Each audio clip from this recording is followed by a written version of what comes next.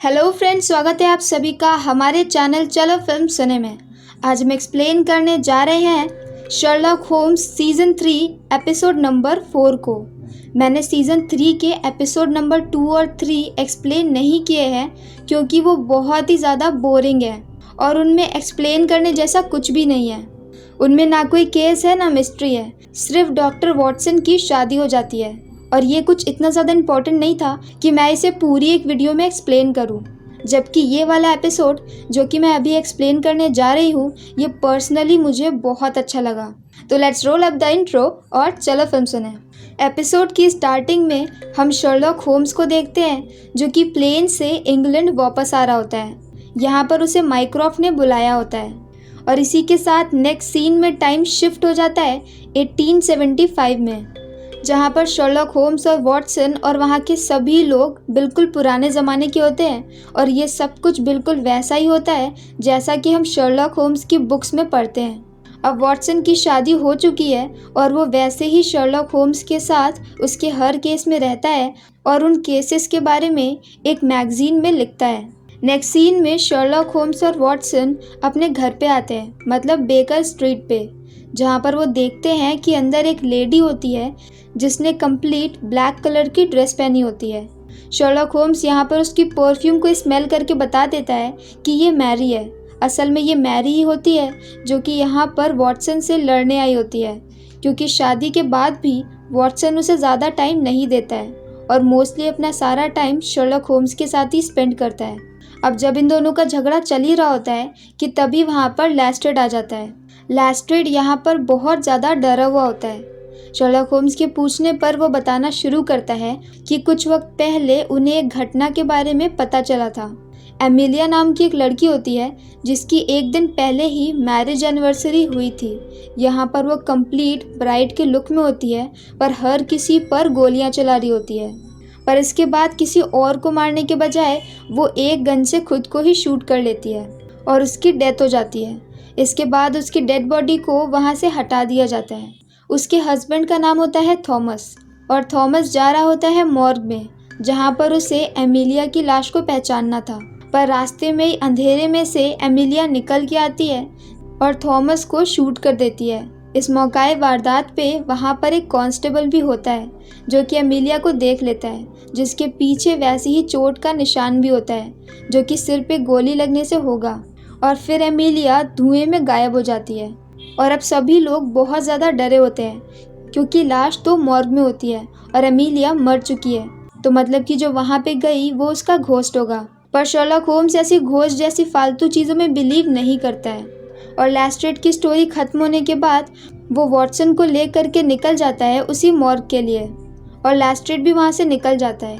अब पीछे रह जाती है अकेले मैरी, जो कि बहुत ज़्यादा उदास हो जाती है क्योंकि वो लोग मैरी को किसी भी चीज़ में इन्वॉल्व नहीं करते हैं। पर तभी यहाँ पर मिसेस हडसन मैरी के लिए एक लेटर लाती है जिसके ऊपर लिखा होता है एम का यहाँ पर मतलब होता है माइक्रॉफ्ट। अब माइक्रॉफ्ट यहाँ पर मैरी को बुला लेता है और इसके आगे ये केस माइक्रॉफ्ट के लिए मैरी भी सॉल्व करने लगती है।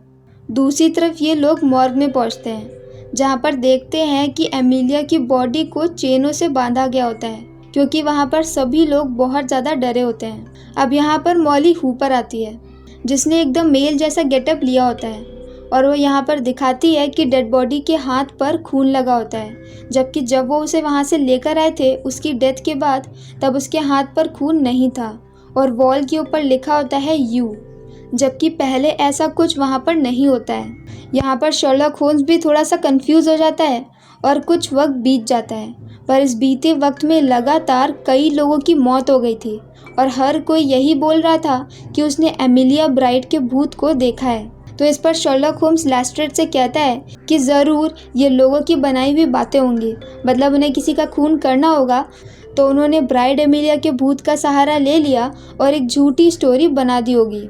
नेक्स्ट सीन में शर्लॉक होम्स वॉटसन माइक्रॉफ्ट से मिलने जाते हैं। यहाँ पर माइक्रॉफ्ट काफ़ी ज़्यादा खा खा के मोटा हो गया होता है। माइक्रॉफ्ट शर्लॉक होम्स को लेडी Carmichael लेडी करमाइकल का केस देता है। तो अब नेक्स्ट सीन में हम शर्लॉक होम्स को उसके घर पे देखते हैं, जहाँ पर लेडी करमाइकल अपनी स्टोरी सुना रही होती हैं। वो कहती है कि उनके हस्बैंड का नाम है यूस्टेस, और कुछ दिन पहले जब वो लोग ब्रेकफास्ट कर रहे होते हैं तभी एक लेटर आता है यूस्टेस के नाम का, जिसके अंदर कुछ सीड्स होते हैं, और इन सीड्स को देखकर यूस्टेस बहुत ज़्यादा डर जाता है। इसके बाद एक रात में वो ऐसे ही बाहर निकल जाता है, तो लेडी करमाइकल उसका पीछा करती है। पीछा करते करते वो लोग अपने घर के सामने बने एक भूल भुलैया टाइप की जगह पे जाते हैं, जहाँ पर वो दोनों ही उसी ब्राइड को देखते हैं, और उसे देखकर करमाइकल डर के मारे बेहोश हो जाता है। और अब लेडी करमाइकल चाहती है कि शर्लॉक होम्स इस केस को सॉल्व करे और उसके हस्बैंड को मरने से बचा ले। तो अब शर्लॉक होम्स यूस्टेस से मिलता है, पर यहाँ पर यूस्टेस ऐसे रिएक्ट करता है जैसे कि कुछ भी नहीं हुआ हो। वो कहता है कि वो लेटर किसी ने मजाक किया होगा और मैंने किसी ब्राइड को नहीं देखा। पर शर्लॉक होम्स को पता है कि वो साफ साफ झूठ बोल रहा है। असल में ये जो सीड्स भेजने का तरीका होता है, ये अमेरिका के अंडरवर्ल्ड में यूज़ होता है, जहाँ पर लोग एक दूसरे को धमकी देने के लिए ऐसे ही सीड्स भेजते हैं, और जिसने भी ये सीड्स भेजे हैं उसे इसके बारे में बहुत अच्छे से नॉलेज होगी। तो अब शर्लॉक होम्स लेडी करमाइकल से घर के सारे दरवाजे और विंडो अच्छे से बंद करने को बोल देता है, और वो और वॉटसन घर के बाहर बने एक छोटी सी जगह पे जाके बैठ जाते हैं, जहाँ पर उन्हें पूरी रात इंतज़ार करना होगा उसी ब्राइड के आने का। थोड़ी देर में वो देखते हैं कि उन्हें दूर एक ब्राइड दिख भी रही होती है, तो वो लोग जल्दी से वहाँ से बाहर निकलते हैं और उसी ब्राइड की तरफ भागने लगते हैं। पर थोड़ी देर में वो ब्राइड वहाँ से गायब हो जाती है, वो भी उनकी आंखों के सामने, जैसे कि कोई भूत होता हो। और तभी उन्हें कांच के टूटने की आवाज़ आती है, और इसी के साथ उन्हें घर में से एक ज़ोरदार चीख भी सुनाई देती है। तो अब क्योंकि सारे दरवाजे और खिड़की बंद होते हैं, तो फिर वो लोग एक खिड़की को तोड़ते हैं और उसके अंदर चले जाते हैं। अब शर्लॉक होम्स वॉटसन से कहता है कि तुम्हें खिड़की के पास ही रुकना पड़ेगा, क्योंकि यही एक जगह है जहाँ से वो ब्राइड भाग सकती है। और वॉटसन को वहीं पर छोड़कर शर्लॉक होम्स अंदर चले जाते हैं। जब वो अंदर जाते हैं तो देखते हैं कि यूस्टेस की लाश पड़ी होती है और इसे किसी ने चाकू से मार दिया होता है। दूसरी तरफ वॉटसन के पीछे वही ब्राइड आ जाती है, जिसे देख कर के वॉटसन को इतना ज़्यादा डर लगता है कि वो गन होने के बाद भी सब कुछ छोड़ छाड़ के वहाँ से भाग लेता है, क्योंकि ऑब्वियसली वो भूत गन से थोड़ी ना डरेगा। और वो ब्राइड वहाँ से गायब हो जाती है। अब वॉटसन को भी विश्वास हो जाता है कि वो ब्राइड असल में एक घोस्ट है, पर शर्लॉक होम्स को अभी भी घोस्ट जैसी चीज़ों पर बिलीव नहीं होता है।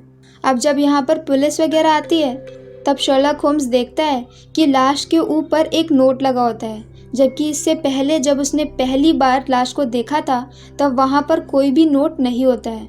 अब नोट के ऊपर लिखा होता है मिस मी। शर्लॉक होम्स समझ जाता है कि ये नोट मोरियार्टी की तरफ से है, और जिसे देखकर वो बहुत ज़्यादा डर जाता है। अब नेक्स्ट सीन में हम देखते हैं शर्लॉक होम्स को उसके घर पे, जहाँ पर वो मेडिटेट कर रहा होता है। असल में यहाँ पर वो अपने माइंड पैलेस के अंदर होता है, जिसके अंदर बैठकर वो हर क्लू के बारे में सोच रहा होता है, जबकि बाहर से देखने वाले को लगेगा कि वो शांति से सिर्फ मेडिटेट कर रहा है। और अपने माइंड पैलेस में और ज़्यादा अच्छे तरीके से जाने के लिए उसने थोड़ी सी ड्रग्स भी ली होती है। अंदर जब वो अपने माइंड पैलेस में होता है तभी वहाँ पर मोरियार्टी आ जाता है।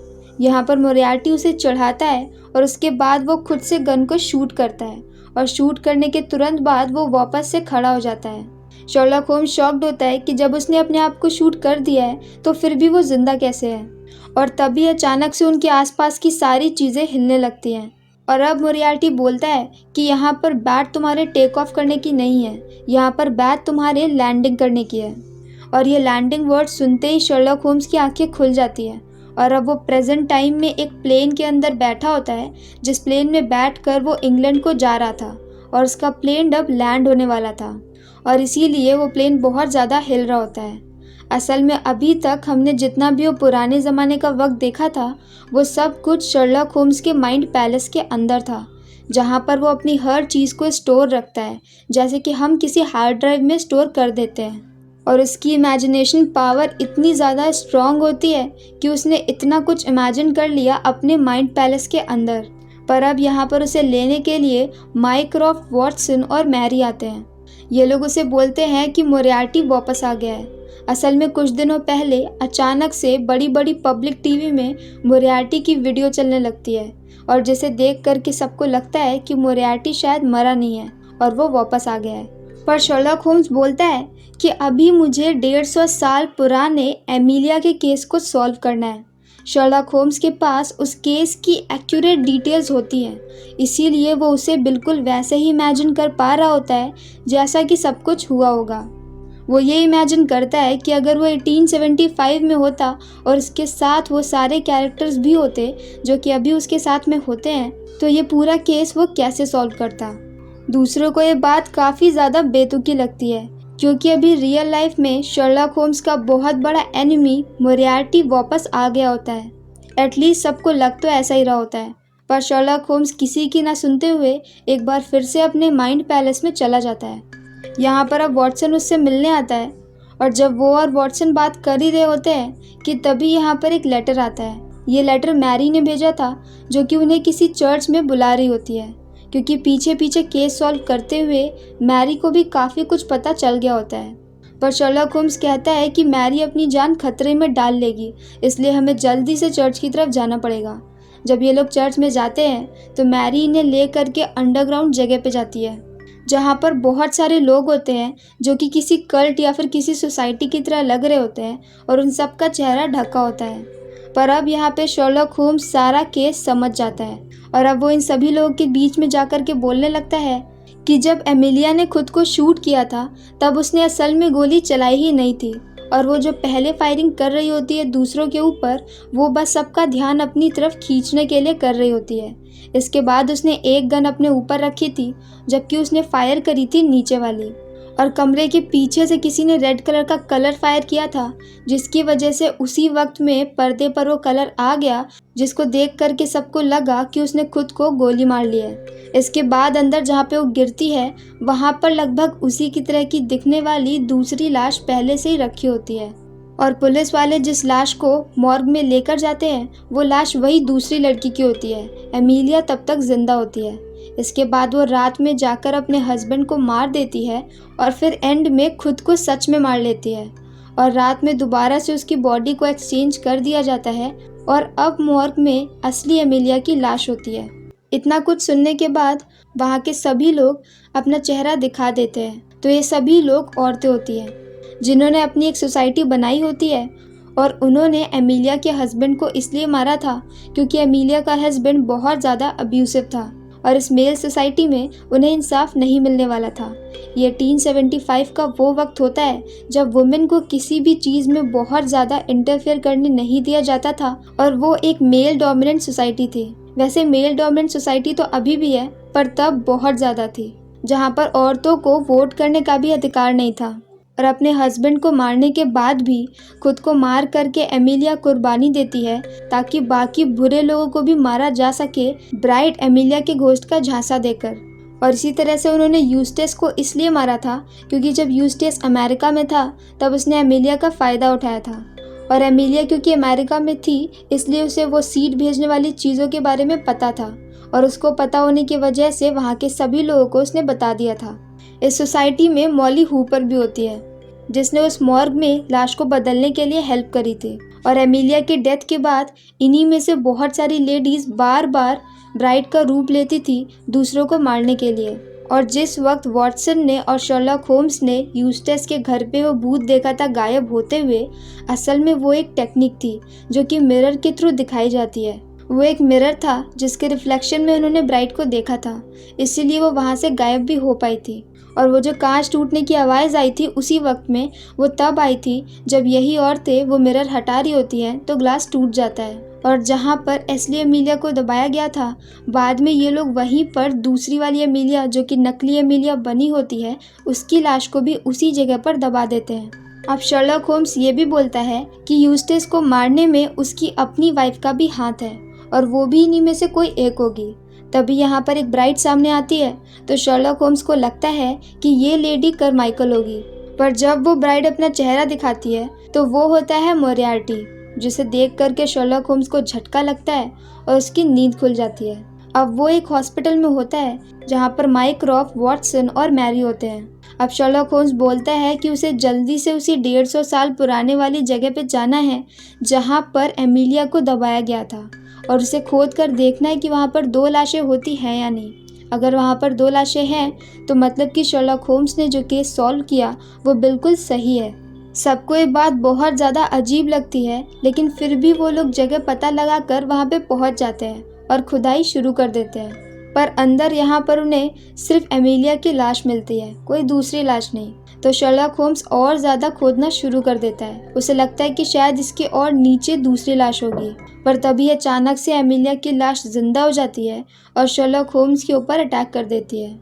अब शर्लॉक होम्स को पता चलता है कि वो अभी भी जागा नहीं है, वो अभी भी अपने माइंड पैलेस में है। और ये सब कुछ देखकर मुझे इंसेप्शन की याद आ जाती है। पर अब सीन यहीं पर कट होता है और वो एक दूसरी जगह पर उठता है। इस वक्त वो एक झरने के पास में होता है जहाँ पर उसके सामने मोरियार्टी भी होता है, और ये अभी भी उसका माइंड पैलेस ही होता है। और अगर किसी ने शर्लॉक होम्स की बुक्स पढ़ी है तो उसे पता होगा कि ये वही जगह है जहाँ पर उसने मोरियार्टी के साथ पानी में छलांग लगा दी थी, जिसके बाद मोरियार्टी की डेथ हो गई थी जबकि शर्लॉक होम्स जिंदा था। अब यहाँ पर उसके और मोरियार्टी के बीच में झगड़ा शुरू हो जाता है। यहाँ पर मोरियार्टी बोलता है कि ये तुम्हारा माइंड पैलेस है और तुमने कहा था कि तुम्हारा ब्रेन एक हार्ड डिस्क की तरह है, तो अगर ब्रेन तुम्हारा हार्ड डिस्क है तो मैं उसका वायरस हूँ। और यही रीज़न था कि जगह जगह पर उसे मोरियार्टी के साइंस मिल रहे होते हैं, क्योंकि वो एक वायरस होता है जो कि हर जगह पहुंच जाता है। अब इससे पहले कि मोरियार्टी शर्लॉक होम्स को मारे, तभी वहाँ पर डॉक्टर वॉटसन आ जाते हैं। डॉक्टर वॉटसन कहते हैं कि मुझे पता है कि तुम्हारा माइंड पैलेस है, और ऐसे बोलकर वो मोरियार्टी को अलग कर देते हैं। इसके बाद वो मोरियार्टी को लात मार के उसी पानी में धक्का दे देते हैं और कहते हैं शर्लॉक होम्स से कि अब तुम्हें जागना होगा। तो जागने के लिए शर्लॉक होम्स भी पानी से कूद जाता है। और जैसा कि हमारे साथ होता है कि जब हम सपने में कहीं से गिर रहे होते हैं तो हमारी आँख खुल जाती है, तो वैसे ही शर्लॉक होम्स की भी आँख खुल जाती है और वो अभी भी फ्लाइट में होता है और उसके आसपास वॉटसन, मैरी और माइक्रॉफ्ट बैठे होते हैं। पर अब शर्लॉक होम्स ने वो केस सॉल्व कर लिया है और वो कहता है कि माइक्रॉफ्ट की मौत हो चुकी है असल ज़िंदगी में, लेकिन फिर भी वो हमें किसी न किसी तरीके से डरा रहा है। और अब मुझे केस सॉल्व करना पड़ेगा कि असल में वो कौन है जो माइक्रॉफ्ट का यूज़ कर रहा है। और इसी के साथ शर्लॉक होम्स दोबारा से एक नई एनर्जी के साथ प्लेन से निकल करके कार में बैठता है और अपने घर बेकर स्ट्रीट के लिए निकल जाता है। और ये एपिसोड यहीं पर ख़त्म हो जाता है। तो अगर आपको हमारा एक्सप्लेन पसंद आया हो तो प्लीज़ हमारी वीडियो को लाइक करें, शेयर करें और हमारे चैनल को सब्सक्राइब करें। तो मिलते हैं नेक्स्ट वीडियो के साथ। Bye bye.